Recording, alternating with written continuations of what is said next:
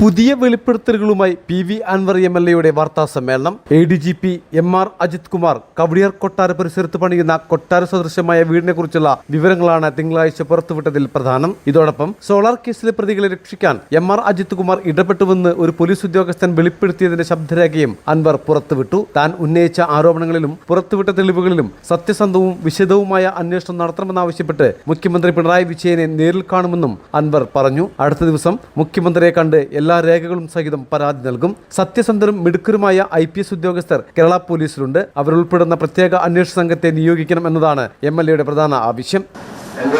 ഈ ഓപ്പറേഷന്റെ ഇത്തരത്തിലുള്ള വെളിപ്പെടുത്തലുകൾ തൽക്കാലം ഇവിടെ നിർത്തുക. ബഹുമാനപ്പെട്ട മുഖ്യമന്ത്രിയെ നാളെ പോയി കാണണം എന്നാണ് ആഗ്രഹിക്കുന്നത്. ഈ പറഞ്ഞ കാര്യങ്ങൾ മുഴുവൻ വിശദീകരിച്ചുകൊണ്ട് ബഹുമാനപ്പെട്ട മുഖ്യമന്ത്രിക്ക് പരാതി കൊടുത്ത് കേരളത്തിലെ നല്ല IPS ഓഫീസർമാരാണ്. ഏത് കേസും കണ്ടെത്താൻ കഴിയുന്ന IPS അല്ലാത്ത IPS ലഭിക്കാത്ത നല്ല മിടുക്കന്മാരായ സത്യസന്ധരായ ഒരു കാലിച്ചായ പോലും ഒരാളോടും വാങ്ങി കുടിക്കാതെ ഈ സേനയിലേക്ക് കടന്നു വരുമ്പോൾ അവരെടുത്ത സത്യപ്രതിജ്ഞ അതേപടി പാലിച്ച് ജീവിക്കുന്ന നല്ല ഉദ്യോഗസ്ഥരോടുണ്ട്.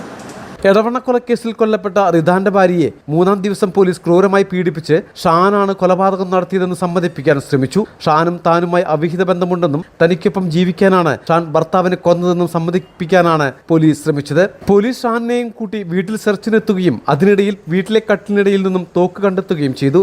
ഈ തോക്ക് പോലീസ് തന്നെ കട്ടിലിനിടയിൽ കൊണ്ടിട്ട് തെളിവുണ്ടാക്കിയതാണെന്നും അൻവർ ആരോപിക്കുന്നു. പുതിയ വെളിപ്പെടുത്തലും പോലീസ് സേനയെ നാണം കെടുത്തുന്നതാണ്. News desk Malabar times.